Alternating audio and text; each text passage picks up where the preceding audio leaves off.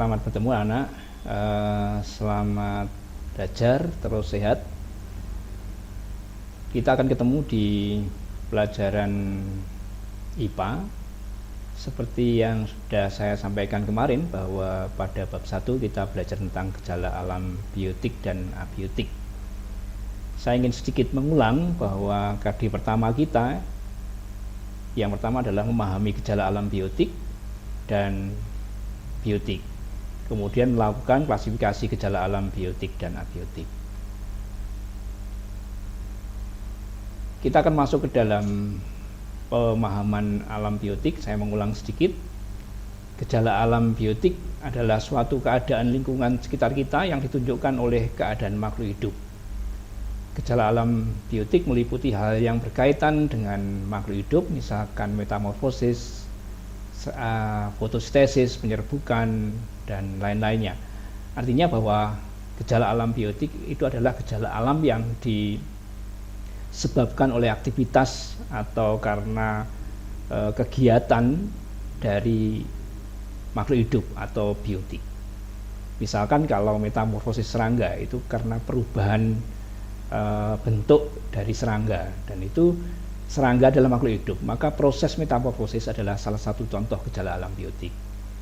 Yang lain misalkan penyerbukan, ketika serangga melakukan penyerbukan di tengah-tengah atau di bunga atau pada bunga, maka proses penyerbukan itu juga salah satu contoh gejala alam biotik. Pada intinya bahwa gejala alam biotik itu adalah gejala alam atau peristiwa alam yang disebabkan oleh aktivitas makhluk hidup. Kemudian ini contoh-contoh yang lain, misalkan hama tanaman yang merajalela, kemudian penyebaran virus flu burung, populasi enceng gondok yang membludak, itu bisa disebut sebagai gejala alam biotik karena peristiwa-peristiwa ini terjadi karena aktivitas atau proses-proses yang disebabkan oleh aktivitas biotik atau makhluk hidup. Sekarang kita mengulang lagi pembicaraan kita tentang ciri-ciri makhluk hidup. Yang pertama adalah bergerak. Semua makhluk hidup itu melakukan gerak, sehingga salah satu ciri makhluk hidup adalah bergerak. Kemudian bernafas. Makhluk hidup perlu bernafas karena memerlukan oksigen. Jadi selama makhluk hidup itu masih hidup atau masih aktif, maka dia akan melakukan pernapasan. Yang ciri yang ketiga adalah makan. Jadi makhluk hidup memerlukan makan. Semua makhluk hidup perlu makan, perlu makanan menjadi sumber nutrisi bagi keberlangsungan hidupnya. Kemudian makhluk hidup itu punya ciri tumbuh. Tumbuh itu bertambah masanya, bertambah volumenya, jadi bisa makin besar begitu. Itu yang disebut dengan tumbuh. Dan biasanya pertumbuhan itu bisa diukur. Inilah ciri makhluk hidup 1, 2, 3, 4. Kemudian ciri yang berikutnya berkembang biak. Makhluk hidup itu melakukan perkembangbiakan, proses melestarikan keberlangsungan generasinya, maka ciri makhluk hidup itu bisa berkembang biak. Kemudian ciri yang berikutnya adalah peka terhadap rangsang. Makhluk hidup itu peka terhadap rangsang, atau jika dia menerima rangsang maka dia akan merespon. Itu cirinya. Misalkan kalau ada ayam kemudian kita pukul, maka ayam itu akan terbang atau berteriak. Itu menunjukkan responnya terhadap rangsang. Jadi ciri-ciri makhluk hidup itu ada beberapa ciri, diantaranya bergerak, bernafas, makan, tumbuh, kemudian berkembang biak, dan peka terhadap rangsang. Kemudian di bagian lain ada yang disebut dengan gejala alam abiotik, yaitu gejala alam abiotik itu adalah suatu keadaan lingkungan sekitar kita yang ditunjukkan oleh keadaan benda tak hidup.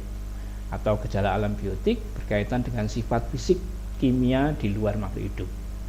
Misalkan hujan, hujan itu terjadi karena peristiwa penguapan, kemudian terjadi pengembunan, maka jadi hujan.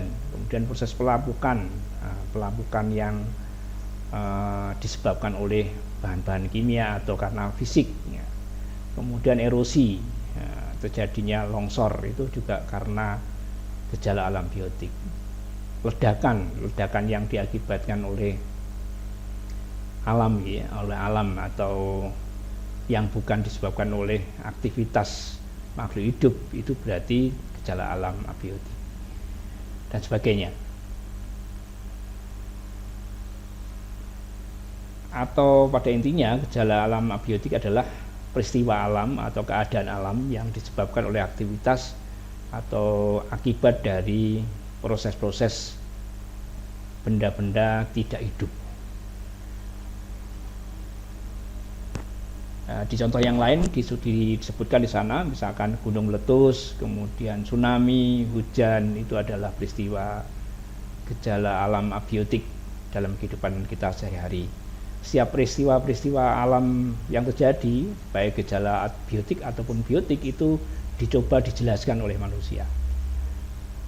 Misalkan kenapa gunung bisa meletus, kenapa terjadi tsunami, maka orang bisa menjelaskan itu. Kenapa serangga melakukan metamorfosis. Nah, gejala-gejala alam abiotik dan biotik yang kita pelajari itu terjadi karena aktivitas baik benda-benda yang mati maupun benda-benda atau makhluk hidup.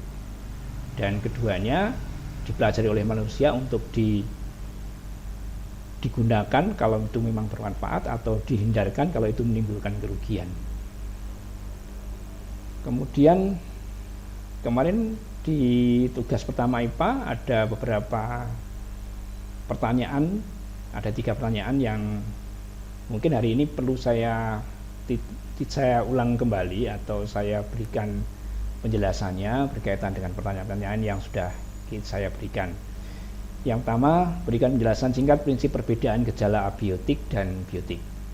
Nah, kalau kita mengacu pada pengertian di atas, gejala alam abiotik atau gejala abiotik itu adalah gejala atau peristiwa-peristiwa alam yang disebabkan oleh benda-benda tak hidup.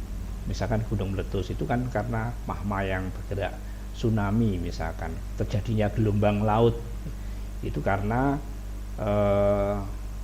aktivitas-aktivitas dari alam yang tidak hidup atau benda-benda yang tidak hidup. Sedangkan yang dimaksud dengan gejala alam biotik adalah gejala alam yang disebabkan oleh aktivitas benda-benda atau makhluk hidup, benda-benda hidup atau makhluk hidup. Seperti tadi sudah saya jelaskan di awal bahwa gejala alam biotik misalkan terjadinya metamorfosis, penyerbukan atau pertumbuhan, itu adalah gejala alam biotik. Saya kira pertanyaan pertama sudah tidak ada masalah. Kemudian kita akan menginjak ke pertanyaan yang kedua. Berikan contoh gejala alam, 2 contoh gejala alam biotik dengan penjelasannya di luar contoh yang ada di slide. Silakan anak-anak bisa memilih yang di luar itu, kemudian diberi penjelasan singkat mengenai gejala alam biotik. Kemudian yang ketiga, ketika kita melihara tanaman dengan menyiram dan memberikan pupuk, kemudian tanaman menjadi besar, kemudian berbuah. Pada akhirnya tanaman kita potong, mengeluarkan getah. Ya, berdasarkan pernyataan di atas, ciri makhluk apa saja yang bisa kamu temukan? Nah, kita bisa melihat proses ini. Kalau tanaman disiram, kemudian diberi pupuk, dia akan menjadi besar atau tumbuh. Berarti tanaman itu menunjukkan ciri makhluk hidup tumbuh, bahwa tanaman bisa tumbuh. Berbuah. Nah, kalau berbuah biasanya akan menghasilkan biji, kemudian bijinya akan bisa menghasilkan tanaman baru. Ini ciri bahwa tanaman yang berbuah itu menghasilkan atau menunjukkan ciri bahwa dia berkembang biak. Kemudian pada akhirnya tanaman yang kita potong tadi, kalau sudah besar kita potong karena terlalu besar. Ketika kita potong dia mengeluarkan getah. Bentuk getah ini adalah sebagai respon, salah satu respon dari makhluk hidup ketika dia diberikan rangsangan. Jadi pukulan atau proses memotong itu adalah bentuk rangsangan yang diberikan terhadap makhluk hidup, dan getah yang dikeluarkan itu menunjukkan responnya. Jadi ciri yang ketiga adalah ketika pohon itu mengeluarkan getah, maka itu adalah menunjukkan ciri makhluk hidup memberikan respon. Nah, itu kira-kira yang bisa saya jelaskan tentang tugas IPA yang sudah kita bicarakan atau saya tugaskan di beberapa waktu yang lalu. Hari ini kita akan berlanjut, kita belajar lebih dalam mengenai gejala alam biotik. Nah, kita akan kupas sedikit-sedikit. Kalau tadi ada pengertian umum gejala alam biotik dan abiotik, sekarang kita akan masuk lebih dalam ke gejala alam biotik. Ada yang dinamakan keanekaragaman makhluk hidup. Nah, jika kita mengamati alam sekitar, maka ada berbagai macam makhluk hidup yang ada di sekitar kita. Ya, kalau kita ke lapangan, di sana ada rumput, ada mungkin semut, ada tanaman liar lainnya, atau pohon-pohon besar di pinggir lapangan. Kemungkinan mungkin ada burung juga. Jadi artinya alam sekitar kita ini terdiri atas berbagai macam makhluk hidup. Itu yang disebut dengan keanekaragaman. Mengapa? Nah, kira-kira apa yang menyebabkan keanekaragaman terjadi begitu rupa? Ada dua hal paling tidak yang bisa menjawab pertanyaan itu, adalah karena kebergantungan satu dengan yang lain. Jadi di makhluk hidup itu satu dengan yang lain bergantung, sehingga kalau terdapat banyak jenis itu mereka saling menutupi atau saling membutuhkan, saling kebergantungan, saling melengkapi. Jadi alam ini terjadi proses yang saling bergantung satu dengan yang lain. Makanya ada banyak jenis karena mereka satu dengan yang lain itu terkait. Kemudian alam yang beraneka ragam ini juga sangat bermanfaat bagi manusia, sehingga kalau kita misalkan makan saja, misalkan kita bisa makan nasi atau dari padi, dari biji padi, kita bisa juga makan dari biji jagung. Nah, kita bisa makan dari buah nanas dan seterusnya. Jadi artinya keberagaman itu juga sangat bermanfaat bagi kelangsungan hidup manusia. Itu paling tidak mengapa keanekaragaman itu kita pelajari, karena keanekaragaman ini penting, bahwa kita ini bergantung satu dengan yang lain. Yang kedua, bahwa ada banyak hal yang bisa dimanfaatkan dengan mengetahui keberagaman yang ada di sekitar kita. Kemudian kalau kita bicara tentang keanekaragaman, ada tingkat keanekaragaman. Yang pertama adalah tingkat spesies, yaitu keanekaragaman tingkat spesies. Misalkan dalam famili primata memiliki berbagai jenis, ada gorila, ada orangutan, ada simpanse, gitu ya. Jadi ini yang dinamakan tingkat spesies. Perbedaannya tingkat spesies. Mereka semua masuk dalam famili yang sama, yaitu primata. Tapi antara gorila dengan orangutan itu berbeda spesiesnya. Ya, simpanse dengan orangutan berbeda spesiesnya. Mereka dalam satu famili tapi berbeda spesies. Itu yang disebut dengan tingkat keanekaragaman tingkat spesies. Kalau keanekaragaman tingkat gen adalah keanekaragaman gen.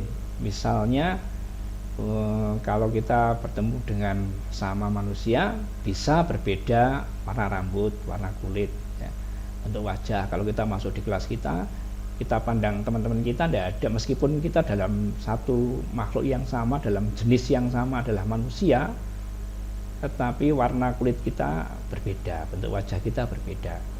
Maka perbedaan dalam satu spesies tetapi berbeda tampilan itu adalah karena perbedaan tingkat atau keanekaragaman tingkat gen. Kemudian ada juga keanekaragaman tingkat ekosistem, yaitu keanekaragaman terbentuk karena perbedaan ekosistem. Misalkan laut, ekosistem laut, ada ekosistem danau, ada ekosistem hutan basah. Makhluk hidup yang ada di dalamnya itu akan berbeda. Misalkan laut dengan danau saja, ikannya sama-sama ada ikan, tetapi ikan di laut itu memiliki perbedaan cara hidup. dibanding yang ada di danau karena mereka hidup dalam lingkungan air tawar, sedangkan laut itu air asin. Maka keragaman yang ada di laut berbeda dengan yang ada di danau, sehingga perbedaan lingkungan ini yang disebut sebagai perbedaan atau keanekaragaman tingkat ekosistem.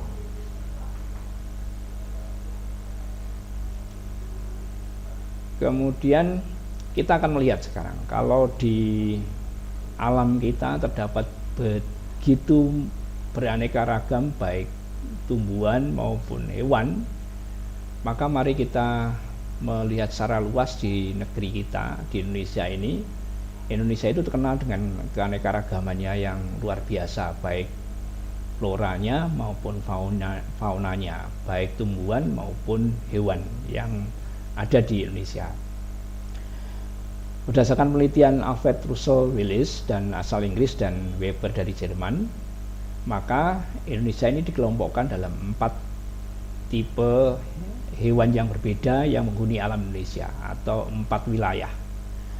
Ya, dan ini kalau kita lihat di Indonesia ini tidak seluruhnya dari Sabang sampai Merauke itu binatang yang menghuni di pulau itu atau floranya di pulau-pulau yang ada di Indonesia ini sama. Ternyata ada 4 tipe. Yang pertama adalah tipe oriental. Nah, tipe oriental ini berada di wilayah Sumatera, Jawa, Bali, dan Kalimantan. Daerah-daerah ini memiliki flora dan fauna yang mirip. Misalkan harimau Sumatera, Jawa, Kalimantan itu memiliki binatang yang mirip, yaitu harimau. Kemudian gajah itu ada di Sumatera, di Jawa, dan Bali. Bekatan itu sejenis kera gitu. Ini adalah tipe oriental. Jadi 4 wilayah pulau Sumatera, Jawa, Bali, dan Kalimantan ini memiliki binatang atau hewan-hewan yang mirip. Makanya keempat daerah ini masuk dalam tipe oriental. Kalau kita berpindah ke pulau lain, misalkan Papua, Pulau Aru, atau Indonesia bagian timur, maka binatang yang ada di sana akan sangat berbeda. Beberapa binatang akan berbeda dengan yang ada di Jawa, Sumatera, Bali, dan Kalimantan. Nah, daerah Papua, Aru, dan Indonesia bagian timur ini memiliki tipe yang disebut tipe Australia karena ada kemiripan dengan yang ada di benua Australia. Misalkan kanguru, cendrawasih, kasuari, ini adalah jenis-jenis hewan yang ada di Papua, tapi tidak ada di Sumatera atau Jawa atau Bali, tetapi ada di Australia. Maka daerah ini malah mirip atau kalau kita lihat kewilayahannya dekat dengan tipe Australia, maka disebut sebagai tipe Australia. Kemudian ada juga daerah peralihan atau tipe peralihan, meliputi wilayah Sulawesi, Maluku, memiliki ciri antara oriental dan Australia. Jadi daerah ini merupakan perpaduan. Kalau kita ke Sulawesi atau Maluku, maka mengamati hewan-hewan yang di sana itu bisa sangat berbeda dengan yang ada di tipe Australia atau Papua, Pulau Aru, dan seterusnya. Juga sangat berbeda dengan tipe yang ada di oriental, daerah oriental atau wilayah Sumatera, Jawa, Bali. Misalkan kalau kita masuk ke daerah peralihan itu di Sulawesi itu ada namanya anoa, ada namanya babi rusa, ada kuskus. Ini adalah binatang-binatang yang berada di tipe peralihan di wilayah Sulawesi, Maluku, dan seterusnya. Jadi di negara kita ini cukup kaya dengan berbagai aneka keragaman, maka para ahli membedakan atas beberapa tipe. Kemudian tipe yang terakhir ada namanya tipe endemik, yaitu flora atau fauna yang hanya ada di Indonesia. Nah, aku sebagai orang Indonesia kita sangat berbangga karena kita memiliki kekayaan alam dengan wilayah yang sangat luas dan memiliki keanekaragaman yang luar biasa. Tipe-tipe endemik ini adalah flora fauna yang memang hanya ada di Indonesia. Misalkan komodo. Komodo ini tidak ada di tempat lain di dunia, tetapi hanya ada di Indonesia, tepatnya di Pulau Komodo, daerah NTT.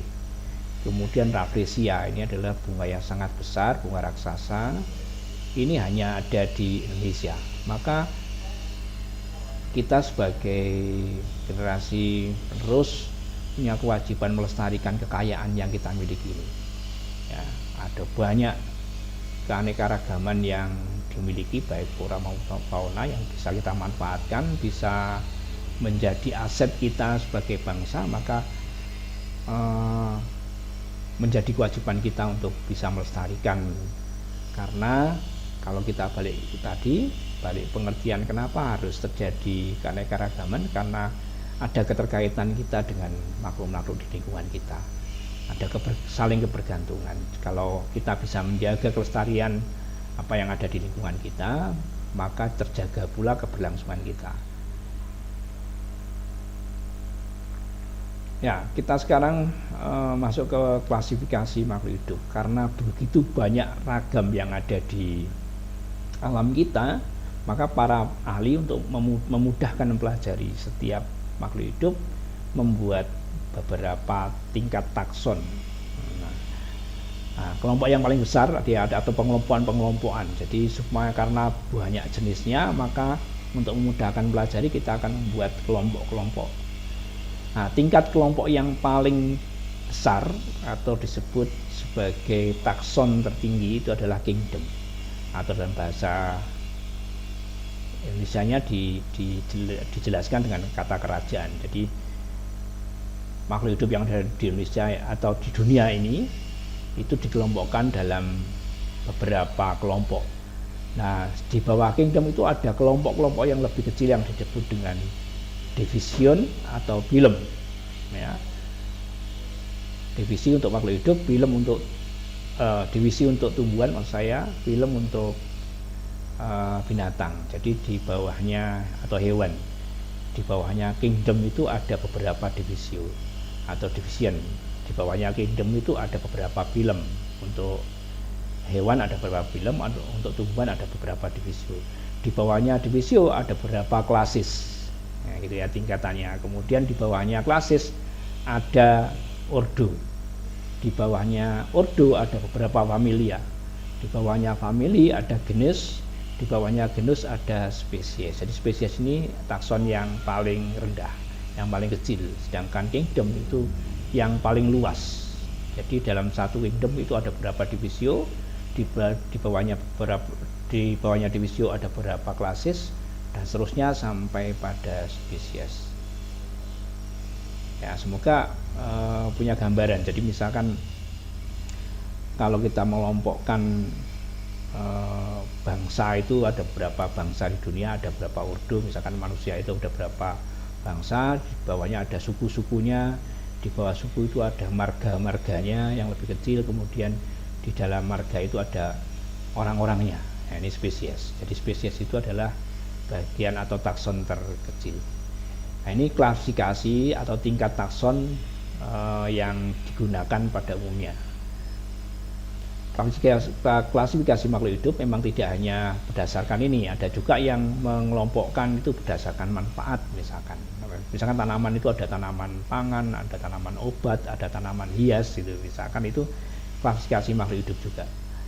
Tetapi yang umum digunakan adalah yang kita pelajari hari ini. Nah, berdasarkan kelompok tadi, nah kalau kita hari ini akan belajar sedikit untuk mengenal kingdom.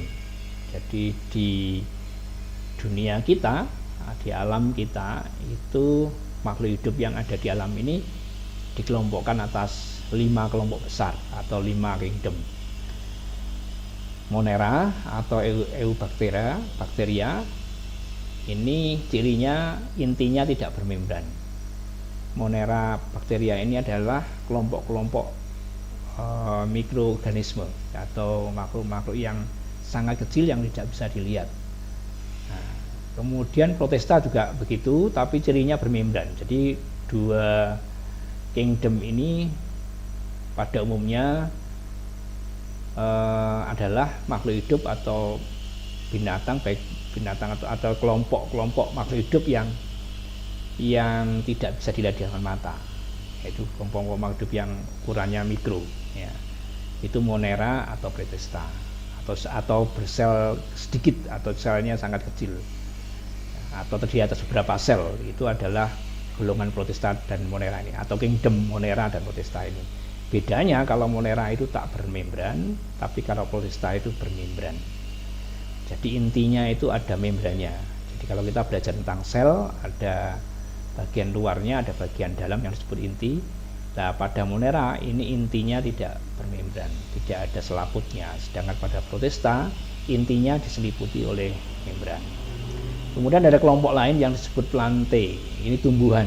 Nah, kalau ini kita kenal. Jadi, kelompok Plantae ini adalah seluruh makhluk hidup yang ada di alam yang disebut tumbuhan. Itu punya ciri bahwa tumbuhan itu punya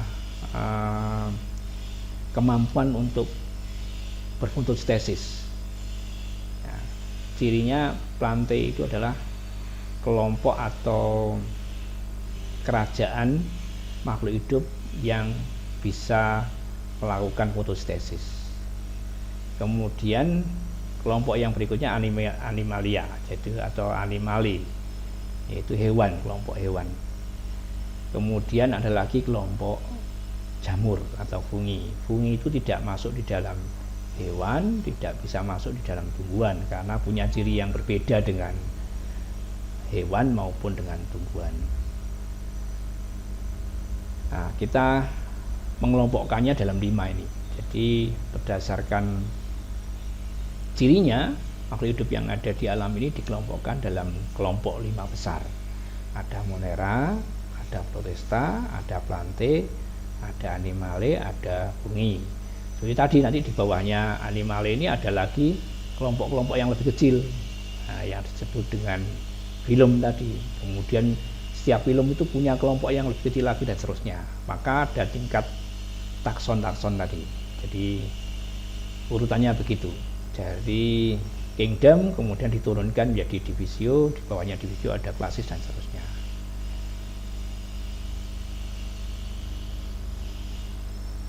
Saya kira itu pertemuan kita hari ini. Kita sudah membahas beberapa hal yang terkait dengan gejala alam abiotik dan biotik. Kemudian secara khusus, secara umum kita bicarakan itu tadi di bagian depan. Kita membicarakan gejala alam biotik dan abiotik, gejala biotik ya, ini bedanya. Kemudian kita masuk ke ciri-ciri makhluk hidup. Kemudian kita akan melihat lebih khusus kepada gejala alam biotik hari ini. Ya, semoga apa yang saya jelaskan hari ini menambah wawasan kita, terus semangat untuk belajar, terus semangat untuk mengembangkan diri meskipun kita tidak bisa bertemu tatap muka untuk sementara waktu karena wabah COVID.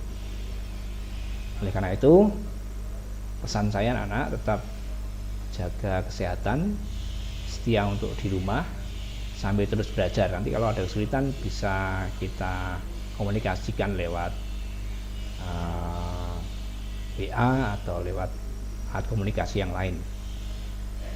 Demikian pertemuan kita, sampai ketemu lagi. Nanti ada beberapa tugas yang tujuannya bukan memberikan beban tetapi supaya kita lebih bisa memperdalam.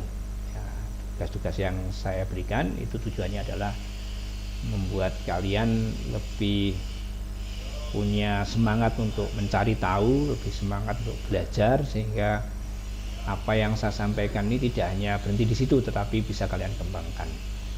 Saya kira itu, sampai ketemu, salam sehat, terus semangat untuk belajar dan tetap tinggal di rumah. Tuhan berkati.